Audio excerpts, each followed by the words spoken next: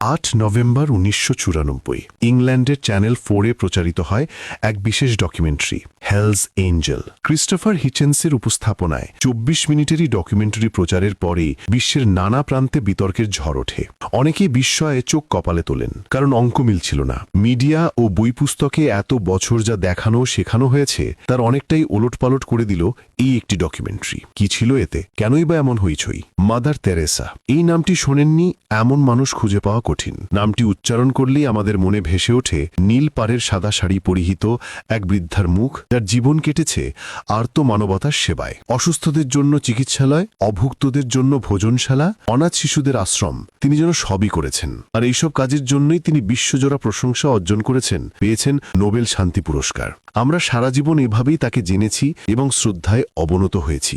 সবকিছু ঠিকঠাকই চলছিল, কিন্তু গোল বাঁধল ওই ডকুমেন্টারিকে ঘিরে। গল্পি যাওয়ার আগে তার জীবনীতে একটু চোখ বুলাই। 1910 সালে আলবেনিয়ায় জন্ম নেন তিনি। 18 বছর বয়সে খ্রিস্ট ধর্ম প্রচারের উদ্দেশ্যে ভারতে আসেন এবং 1997 সালে মৃত্যুর আগ পর্যন্ত সেখানেই ছিলেন। 1950 সালে প্রতিষ্ঠা করেন তার দাতব্য সংস্থা মিশনারিজ অফ চ্যারিটি, যার অধীনে পরিচালিত হয় হাসপাতাল, আশ্রম ও স্কুল। এই সংস্থার সঙ্গে যুক্ত হয়ে কাজ করার সুযোগ হয়েছিল এক স্বেচ্ছাসেবী ডাক্তারের, অরূপ চ্যাটার্জির। কলকাতা মেডিকেল কলেজে পড়ার সময় তিনি দারিদ্র্য বিমোচন কার্যক্রমে যুক্ত ছিলেন এবং পরবর্তীতে দরিদ্রদের সেবামূলক কাজ চালিয়ে যান তিনি। মুক্তিযুদ্ধের সময়ও অসুস্থ শরণার্থীদের চিকিৎসা করেছেন তিনি। মানুষের দুঃখ কষ্টের কাছে যেতে গিয়ে তিনি লক্ষ্য করেন মিশনারিজ অফ চ্যারিটি স্বেচ্ছাসেবীদের কাউকেও সেই সব স্থানে দেখা যায় না। এখান থেকেই তার কৌতূহলের জন্ম হয়। তিনি অনুসন্ধান শুরু করেন এবং এমন অনেক তথ্য দেখতে পান যা না কোনো মিডিয়ায় এসেছে, না কোনো গ্রন্থে। তবে তখনও তিনি কাউকে কিছু জানাননি। 1985 সালে তিনি ইংল্যান্ডে চলে গেলে দেখতে পান মাদার তেরেসা ও তার সংস্থার চারদিকে ভূয়সী প্রশংসা। এতে তিনি ক্ষুব্ধ হন এবং সিদ্ধান্ত নেন নিজের দেখা বাস্তবতা তুলে ধরবেন।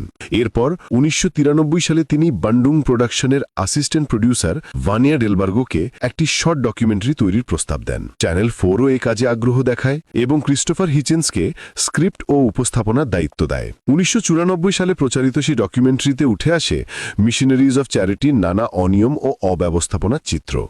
প্রথম অভিযোগ ছিল মাদার তেরেসা প্রতিষ্ঠিত চিকিৎসালয়ে কাজ করা ব্যক্তিদের কোনো স্বীকৃত মেডিকেল ট্রেনিং নেই। কোনো মেডিকেল জ্ঞান ছাড়াই পূর্ব অভিজ্ঞতা আর স্বেচ্ছাশ্রমের ভিত্তিতে চিকিৎসা চলত সেখানে। এমনকি একজন ডাক্তার সেজে জার্নালিস্ট ডোনাল্ড ম্যাকেন্টায়ার সেই হাসপাতালে গিয়ে চিকিৎসা পর্যন্ত করেন, কেউ যাচাইও করেনি তিনি সত্যি ডাক্তার কিনা। তিনি আরও দেখতে পান মানসিকভাবে অসুস্থ শিশুদের সারাদিন দড়ি দিয়ে বেঁধে রাখা হতো। স্যানিটাইজেশন ব্যবস্থারও অভাব ছিল না গরম পানির ব্যবস্থা। রোগীদের ঠান্ডা পানিতে গোসল করানো হতো। রোগীরা হিটার বসানোর দাবি করলেও তা আমলে নেওয়া হয়নি, কারণ এতে নাকি যিশু অখুশি হবেন। অন্য অভিযোগ ছিল এক সুই দিয়ে একাধিক রোগীকে ইঞ্জেকশন দেওয়া। সুই ফুটানো তো দূরে থাক, কেবল ট্যাপের পানিতে ধুয়েই ব্যবহার করা হতো। সেখানে এই আক্রান্ত রোগীও ছিল। অবস্থা কতটা মারাত্মক তা ভাবলেই শিউরে উঠতে হতো। ভুল চিকিৎসা, মেয়াদোত্তীর্ণ ওষুধ, অবহেলা, এসবের কারণে কত মানুষের প্রাণ গেছে তার হিসেব নেই। অথচ মাদার তেরেসা নাকি সব জেনে উদাসীন ছিলেন। অনেকে ভাবতে পারেন হয়তো অর্থের অভাবেই চিকিৎসার মান একটু খারাপ ছিল, কিন্তু বাস্তবতা হলো তিনি প্রতি বছরে প্রায় $30 মিলিয়ন অনুদান পেতেন। মৃত্যু পর তার ভ্যাটিকান ব্যাংক অ্যাকাউন্টে জমা অর্থের পরিমাণ ছিল 75 লাখ কোটি রুপি। পরিমাণটি এত বিশাল ছিল যে একসাথে তুলতে গেলে ভ্যাটিকান ব্যাংকই দেউলিয়া হয়ে যেত।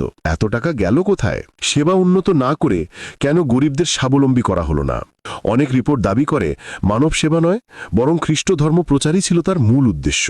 মৃত্যুপথযাত্রী রোগীদের খ্রিস্ট ধর্মে দীক্ষিত করার চেষ্টা, বিপুল অনুদান চার্চের কাজে ব্যয় করা, বিতর্কিত ব্যক্তিদের কাছ থেকে অনুদান গ্রহণ, এসবই সেই প্রশ্নকে জোরালো করে।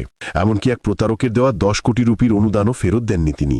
অনেকের মতে মিশনারিজ অফ চ্যারিটি দারিদ্র্য দূর করতে নয়, বরং তা বজায় রাখতে আগ্রহী ছিল, কারণ দারিদ্র্যই ছিল অনুদান পাওয়ার প্রধান মাধ্যম। এক সাক্ষাৎকারে মাদার টেরেসা বলেছিলেন, I think the world is being much helped by the suffering of the poor. সব মিলিয়ে বহু বিতর্ক জন্ম দেয় ডকুমেন্টারিটি। শেষ পর্যন্ত সত্য যাই হোক, মাদার তেরেসাকে ঘিরে গড়ে ওঠা আমাদের ধারণা যে নিখুঁত নয় তা স্পষ্ট হয়ে ওঠে। আমরা যাদের হিরো ভাবি, কাছে থেকে দেখলে ত্রুটি চোখে পড়তেই পারে। তবুও তার মানব সেবার কিছু ইতিবাচক প্রভাব যে পৃথিবীতে পড়েনি তাও বলা যায় না। কিন্তু বাস্তব চিত্রটি ছিল নিঃসন্দেহে অনেক বেশি জটিল এবং আমাদের শেখানো গল্পের তুলনায় অনেক কম সৌম্য।